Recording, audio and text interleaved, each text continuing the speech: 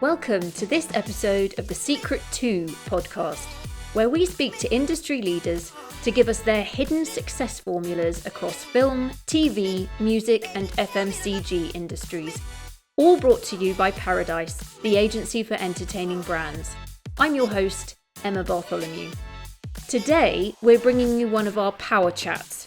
These are the one-to-one episodes we record with someone from the entertainment industry making great strides in disrupting, trailblazing, and generally doing incredible things around the area of audience engagement.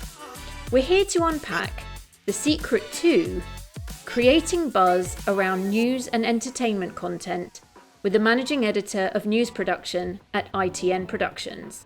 And Kim, I am talking about you. It is a true pleasure and a privilege, no less, to introduce our guest, Kim Rowell, who is Managing Editor of News Production at ITN Productions. Hi. Hi, how are you? I'm great. It's so good to be in the studio with you. This is brilliant. Thank you for having me. Oh, you're so welcome. Now, we've worked with you at Paradise before, for full disclosure. Yes. When you were at the BBC, and we worked on what I thought was a really lovely documentary about the gaming community, finding that sense of community with each other.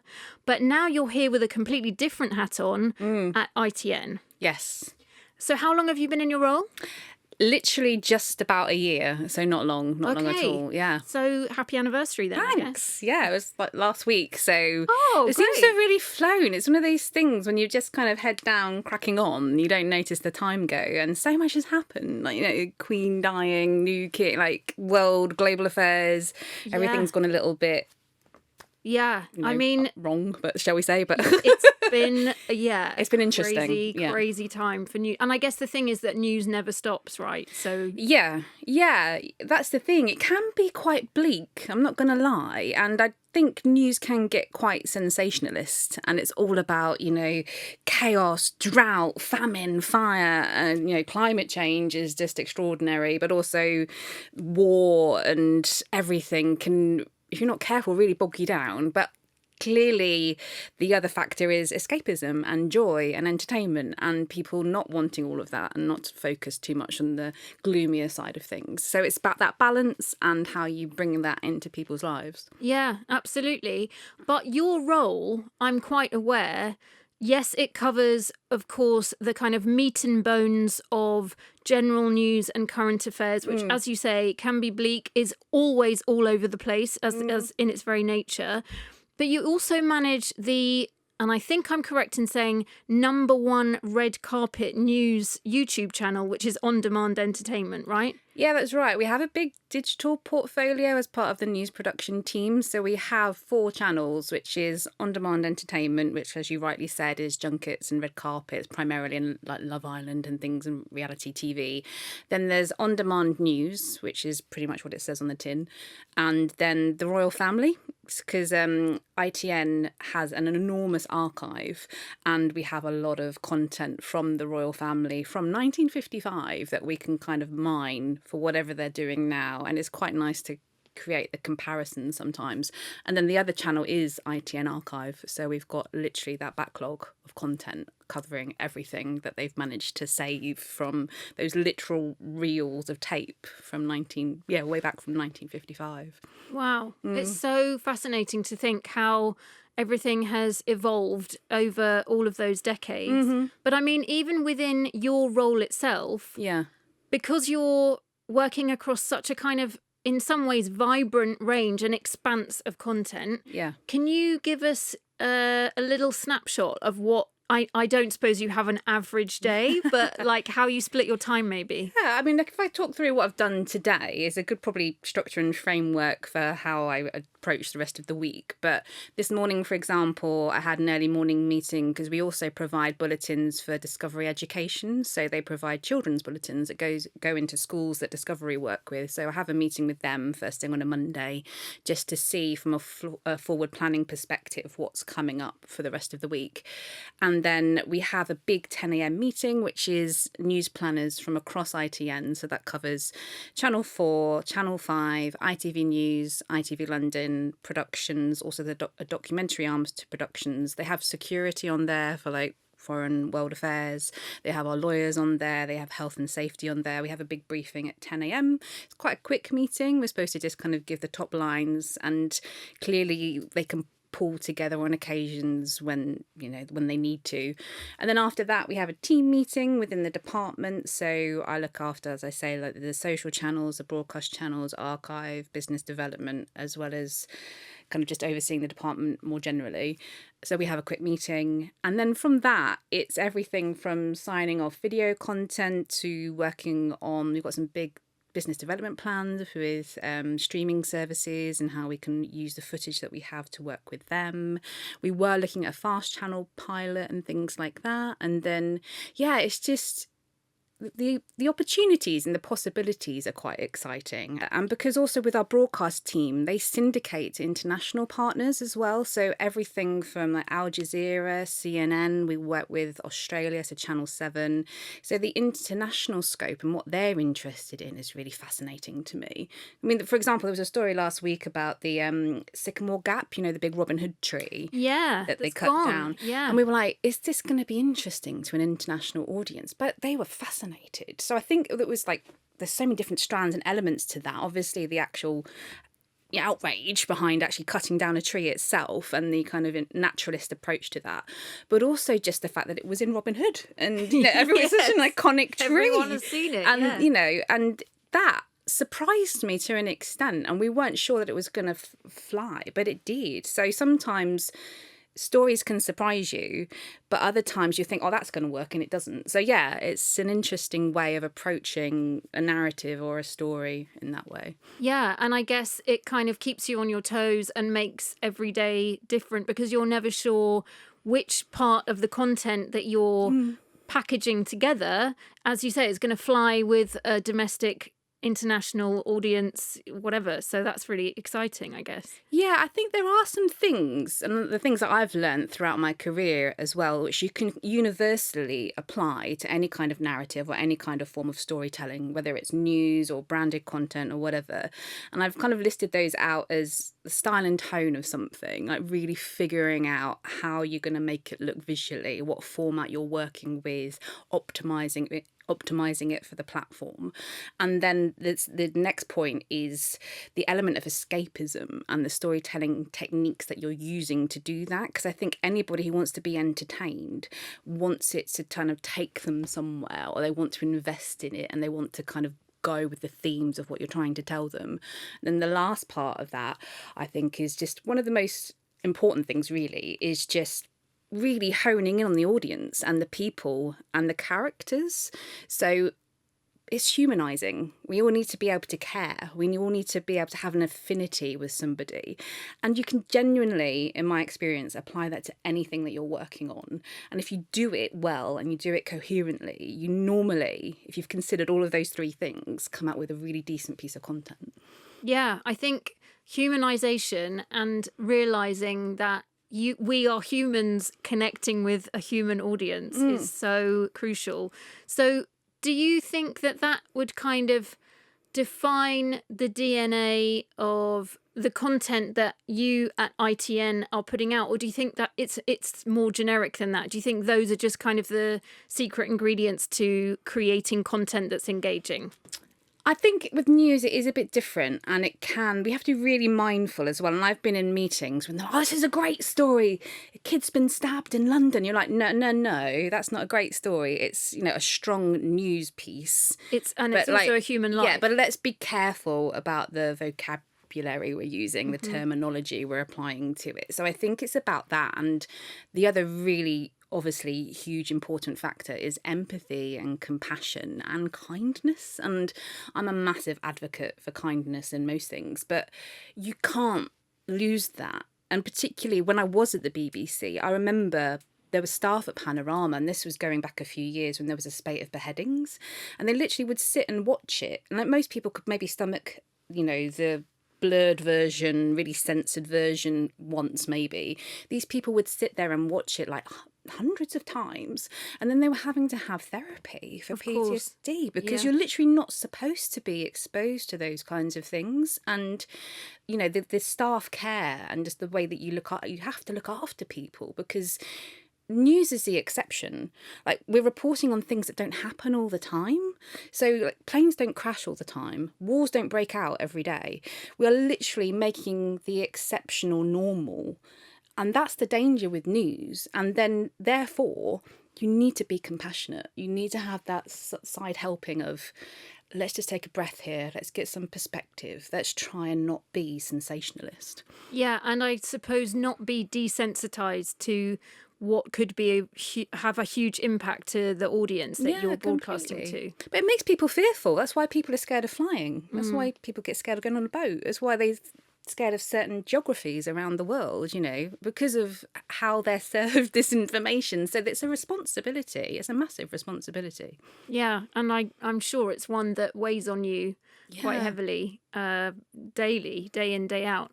So thinking about your audience as sentient beings, as humans who are receiving this information, do you think it would be a kind of fool's errand to identify a specific demographic that you're connecting with in terms of your audience, or is it much broader than that? I especially, I guess, because you've got so many different what we might call entertainment properties within the kind of brand.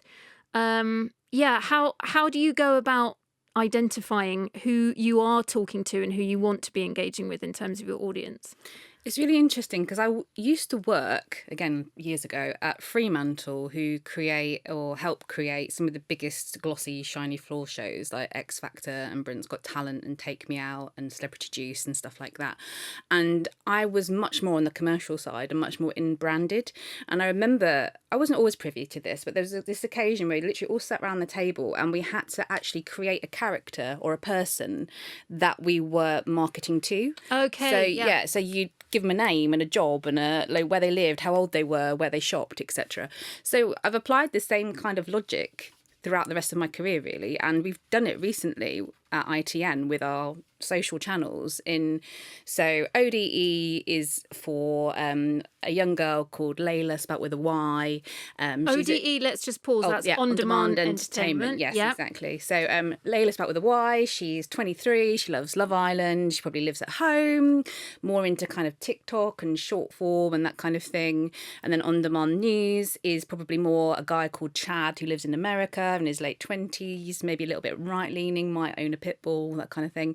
And then the Royal Family channel is probably a Karen who's in her 60s, so you literally spend time really thinking about these people and where they might shop and how they might engage and when they might actually sit down and watch this content, if they're doing it on the go, if they're literally sitting in front of a computer or a laptop or a desktop or whatever. So I think really whittling that down and doing that with a team, because the team is very young. It's a very young team, but it really helps them get under the skin of the content they're making, who they're making it for, why they're making it, when they might come to it, how they might digest it. And I think that's imperative, and it's something that I've applied. Like I say, I did that in branded content for some of the biggest programmes that were made in the country, and I've also done it for news. So I think it's something that's universal and applies or can apply to pretty much everything. Even if you're writing a book, you've really got to think about who you're targeting, what the genre is, how that's going to cut through, why it's different, all of these elements that are really important to getting it right. Yeah, and why they're going to be interested in the content that you're putting in front of them. Yeah, especially, I guess, in the age of zero attention span. Because, yes, you could identify all of those people, and I was picturing every character. Karen, in particular. Thinking, well, Karen and Chad. I was thinking, hi, Chad, how's your day going? Not that I would want to kind of stereotype, or because that must be also a risk that, you make these assumptions and then it's your stereo, or you're kind of boxing people in. But I guess you've got to start somewhere. No, I think that's really a really, really important point. And myself, I mentioned the other day that I was watching Love Island when it was on. I was like, oh my God, this is so... Why am I watching this? I watch it because it's escapist and actually quite enjoy it and it makes me laugh. And I switched over and I watched University Challenge. So if I'm not stereotyping myself and I'm not putting myself in a box, you can't do that with other people. Like, you're allowed to listen to Radio 4 and Heart FM. You know, you're allowed to have that variation. And again, that's a really important factor as well. Don't pigeonhole people. Don't just assume that because you know what you're aiming for. They're your core audience. They're not everybody. And sometimes, and obviously you're working with algorithms and all kinds of stuff on YouTube, but sometimes something will cut through just because of a headline or a thumbnail or something that's just as impactful, because clearly there's so much more to consider with a video platform than just, you know, who the target audience is. It's trying to beat the algorithm as well. Yeah, so is that a large part that goes into the whole zero attention span? Somebody's watching a cat video, then they're looking at their own reflection on TikTok or whatever. Like, I'm now being really judgmental, but I don't mean to be. I mean to just make the point that we are constantly bombarded with content. And as viewers, as audience, as brand consumers, I guess, of content, we're making split-second decisions. So I guess that has to go into your planning as a team. And having a young team, I suppose, must help that, because they're also consuming on those platforms. Yeah, and they know they're making content for their peers. So that's an advantage, certainly. But also, we found recently as well, particularly with YouTube, they launched and started monetizing the short content that they make. We found that was kind of taking away from the long form, so we had to really think about what we were doing and what was more important on each of the platforms, whether it was the longer form storytelling or it was the shorts from like a brand awareness point of view. So that was really a really significant shift for us. But we also spent a lot of time optimizing our thumbnails, just, you know, having a few, like 2 or 3 words on them, making them really bright and vibrant and standing out and colourful and really visual. And that's the other thing. I was reading in industry press the other day that Generation Alpha, which is like the younger type of demographic, to cut through to them, you have to really emphasise the visual and the interactive. They're really, I mean, this is what the press says, and from my experience, it seems to be true, is just you need to get their attention. And the easiest way to do that, particularly when it's short form video and you've literally got seconds, is to make the visual incredibly impactful and support that with a really interesting headline, and just really think about the words you're using and how that's going to trigger an emotion. Again, it's about emotion. You're kind of trying to make people feel something and emotionally connect with what an audience might now term as content, because even on the audience side, that's a word that gets bandied about, but really it goes back to that thing of human connection, but I guess split-second human connection. And I'm interested in a couple of things based on what you just said. Firstly, the concept of keeping your audience entertained, not just in terms of the information, like let's think of news, for example, as educational and informative as much as it is entertaining, but keeping your audience entertained as not as a teller of news, a sharer of news, but as a brand. I know it's marketing 101, but it's quite an interesting question to think about why you need as a brand to keep entertaining. I guess is just about retention, right? Of who's following you, who's watching you, and staying relevant. Which is really important. As I say, I sit in morning meetings because ITN covers an awful lot of different demographics, really. And when you're thinking more socially and culturally, and maybe a slightly skewed lower socioeconomic group, that's more like Channel 5. And then Channel 4 is more international. Maybe the stories that you don't see in the mainstream, probably they will go to war zones. They will pick up the more, Eastern European, Middle East type context of what's going on. And ITV News is more generalist because it's the one that's competing with the BBC primarily. So it's approaching it with all these different hats on. But then, as I was saying, sometimes a story is just universal and will cut through, and it's then just considering the best way to tell that narrative to that demographic. But again, maybe thinking about the younger generation. I don't by any means want to sound condescending, but I think now, interestingly, because we've had this waves of influencers and reality TV, what I'm seeing now is they want more purpose over fame. There's such a more inclination or bigger inclination to their mental well-being. They don't want to just sit there and be tied to a desk and work a 9 to 5. They want to be able to go out for a walk and have some kind of pastoral element to their job and what they're trying. But also that's then translates into what they engage with when it comes to the time they spend online or on their phones or even all the social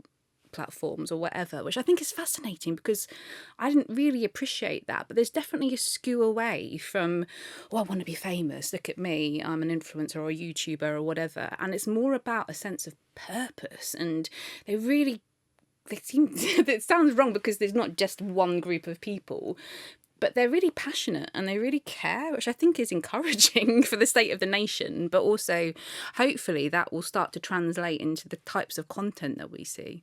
Yeah, absolutely. And do you think that that has an impact then on what might be considered for that younger demographic, that younger section of the audience, might be considered the kind of holy grail of getting your content out there, which is that younger demographic watching something, engaging in it and thinking it's so either important or entertaining or has some kind of kudos to it, let's say, in terms of what then happens, which might be sharing. Yeah. So I guess disseminating your original content into kind of palatable, sensitively broken down sections, I suppose, segments for all the different social channels, but bearing in mind the things that you've just been talking about, well-being, being considerate about who is, again, it's just about that human audience thing, I suppose, about humanity. Yeah. When you're... I think it's got a lot to do, again, with something that I'm quite passionate about, was like approaching grassroots communities and getting people to really care about what we used to call, probably is still called, at the BBC, the underserved like areas that they always accused of not actually catering for very adequately. But it's more about, you know, being bothered about your social club, your youth club being closed down, but then the ramifications that has on crime and, you know, like juvenile delinquency and things like that is how the ripple effect carries on. And that is happening now more on places like TikTok. And arguably, I don't believe this is solely the case, people are getting their news now from TikTok, and you start to see user-generated content, and that's how you build up the picture of a story. But I don't think that's the only place people are going at all. And there was also another fascinating stat that I came across from someone from the BBC, actually, that older generations as well, people over 70, get most, I think it was like 85 to 90% of their news content online. So they are online and they're there, but they're engaging more on a community level. There's a barrier there. They care about, you know, not in, NIMBYism, essentially, like not in my backyard. They're more likely to invest in the stories that are closer to them. But also then that filters into a younger generation. This is like the dichotomy that you've got to deal with, because they care about it, but on a global scale, because they want to have an impact. They want someone to listen. They want to be heard.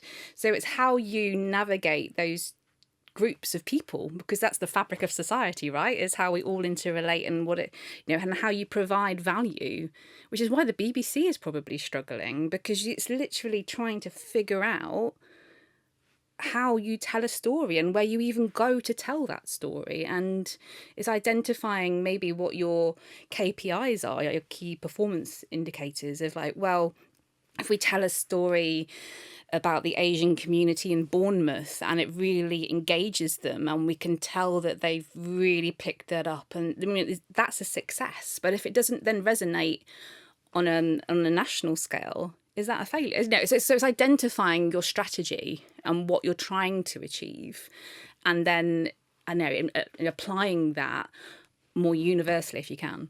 Yeah, I mean, I guess it goes back sometimes when you're looking at who you're speaking to and what resonates with whom in terms of different segments of your audience goes back to the old adage of you can't please all the people all the time. You can't entertain all the people all the time. You shouldn't try to. No. Because then you'll just be like, again, you've lost like style and tone, focusing on the audience, storytelling techniques, element of escapism. You need a focus. Yeah. You always need a focus. And if you don't hit everybody, maybe that's still okay.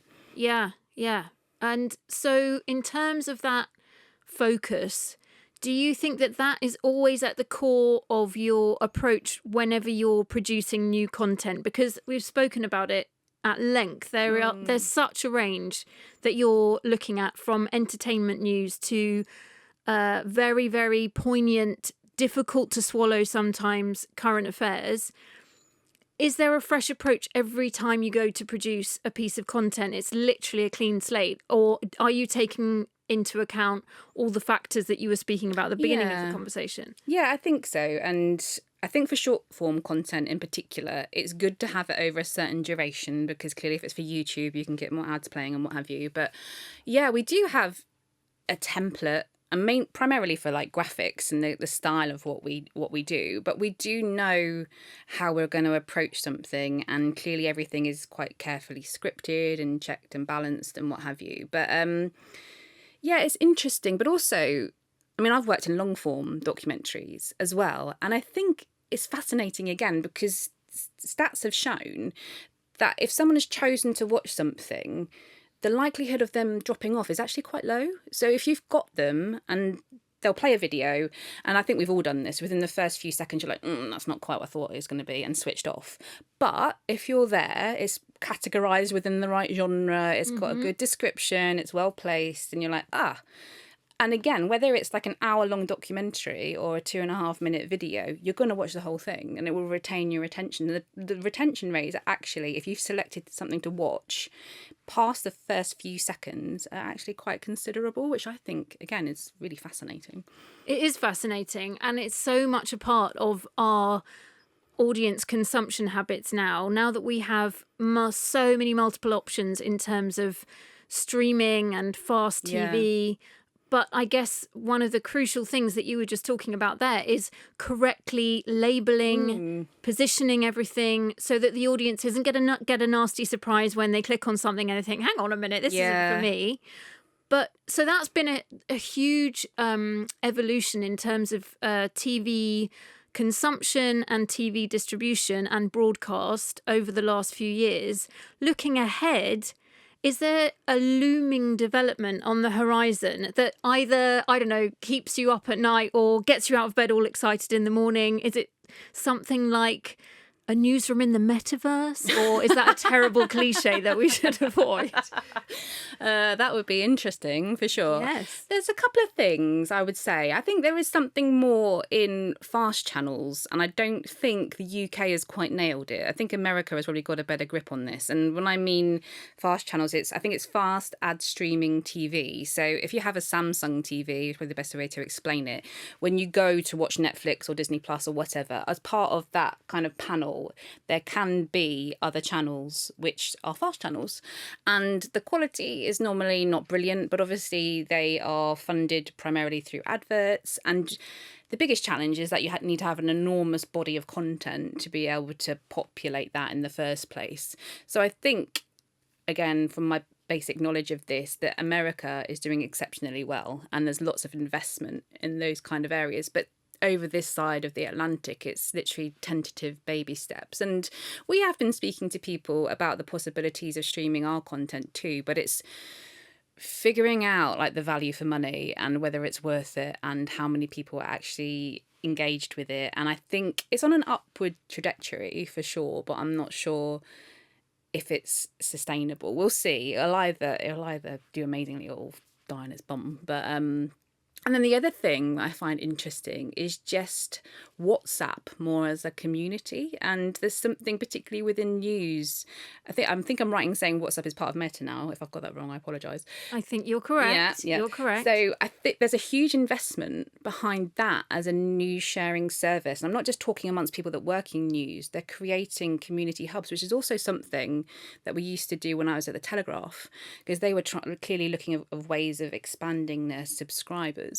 And they would obviously, with permission, put readerships or people that had subscribed or paid to be part of it into different WhatsApp groups. So they would get alerts as they came out, and short form video content as it came out, and literally like breaking news. So you felt like you were privy to, or, you literally had your finger on the pulse of what was going on. So I think within the industry, that is something that is just going to expand exponentially but it's a lot to do with data as well, though. It's like how willing you are to give away information about yourself to be part of these communities. But yeah, I think it'll be interesting to watch those two things. Yeah, definitely. I think you make a really interesting point about the free ad-supported streaming content that we currently have, as you say, limited in the UK at the moment. But if anyone goes onto a platform like Amazon Prime, for example, there'll be a few channels which are free ad-supported. Yes. So you will have to be interrupted in your viewing, and does that diminish the quality of what you're watching? And also the production values are generally lower. So what a brand like ITN has to be mindful of is that you don't then undercut your own business, because we have a production documentary arm. So if we're then able to make really cost-effective content and churn it out, you don't want to then just cut off your nose to spite your face, because clearly they still make phenomenal documentaries that go on Netflix and Amazon Prime and what have you. But if we're then just churning out lots of content that sends out willy-nilly onto a fast channel, then you've just got to be, from a business point of view, you need a strategy behind it, clearly. Yeah, of course. But I'm fascinated to think about the WhatsApp future. That's really interesting. The idea of, because we already create our own communities, of course, in our, what I think, and anyone who knows me knows that this is my opinion, but I do dread being added to yet another WhatsApp group. So I'm not sure if I'm going to jump in. Mute. No, I mean, they're so helpful for quickly sharing bits of information, especially within work teams. They're really helpful to kind of ask people what the status of something is, or collaborate on something when so many of us are still working remotely. So the idea of using that function to share news and make you feel like you are, as you said, perfectly described it, you've got your finger on the pulse. That's really interesting. I think so. And I'm not sure what the future of Threads is going to be, for example. There was a big, oh my God, this is going to be amazing. It's going to take over from Twitter. And I don't think it really has. But there's potential there, for sure. And it was all to do with, again, this is all really about how things are marketed and advertised. And I remember literally way back in the foundling stages of my career, I did work experience with a radio station in Yorkshire. And the guy was like, yeah, we're focused on adverts. We need to get the branding out there on taxis and billboards and all this kind of stuff. And I was like, well, why? And they're like, well, because when the radar diaries come in, where they fill in what they've seen, if they've seen our advert on a taxi, even if they haven't listened to it, they'll just give us a tick. Yeah, brand awareness. It's all about brand awareness, isn't it? Like, it's literally all this subliminal content. And when we're talking about platforms like Netflix, they tailor the thumbnail to whoever's using it. So I've got a profile for myself, my husband, my daughter, and my dad. If I go in and watch like Sex Education, I get a different thumbnail compared to what my husband gets. And obviously, hopefully my daughter wouldn't go on. What my dad gets one as well. And it's just like, that's clever. That's just targeted. And I think that's why there's so much money in advertising and marketing, because it's the unconscious decisions that we make as well as the conscious ones. Yeah, the kind of algorithm influencing that intuitive bit of brand. It's clever. Projection. Yeah, it is very clever. So, unbelievably, we're coming to the end of our conversation, which makes me sad because I feel like we could speak for days.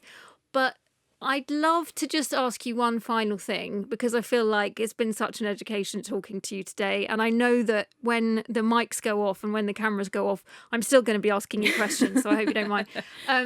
But I'd love to know on a kind of personal and professional level what your driver is. Your career has spanned so many different media organizations now in so many different roles, from kind of really thought-provoking, even government debate-provoking content that you have been at the helm of over the years, to the entertainment side, the pure entertainment side.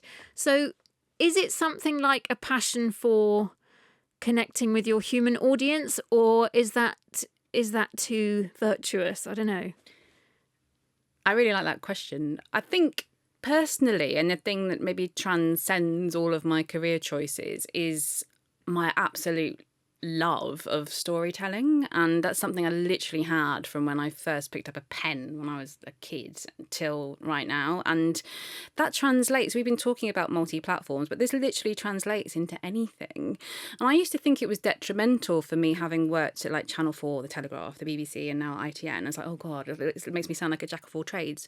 But I now actually think that makes me stand out, because I have all of this knowledge of storytelling across a publisher, across an independent production company, across several major broadcasters, and to have insight and knowledge in all of these things. But at the heart of it is always, for me, the people or the communities, and trying to give a voice to people that don't have that capacity in whatever way. If they can't speak for themselves, and you want to like you say, like flag something to Parliament, or you want to just make people sit up and pay attention, you can have that power, which is extraordinary and quite frankly terrifying. But it's also like that's what gets me out of bed in the morning, the fact that you think you could actually make a difference, even though you're literally engaging with people who sit on their bums and watch TV, or, you know, scrolling through their phones. It matters. And I think the moment or the minute I think it doesn't matter will be when I stop. That's such a brilliant answer. I mean, way more than I could have expected. I think that our audience can absolutely identify you as an incredible storyteller because of the way that you've just answered all of my questions and spoken with such eloquence and such passion today. So, thank you. Well, all I can do is to thank you for being our guest, Kim Rowell. You've been fantastic. And as I said, an education. So we appreciate you. This has been the debut episode of The Lens, brought to you by Paradise, the agency for entertaining brands. We'll be back with more insider intakes on a variety of industries very soon. I've been your host, Emma Bartholomew. Thank you so much for listening.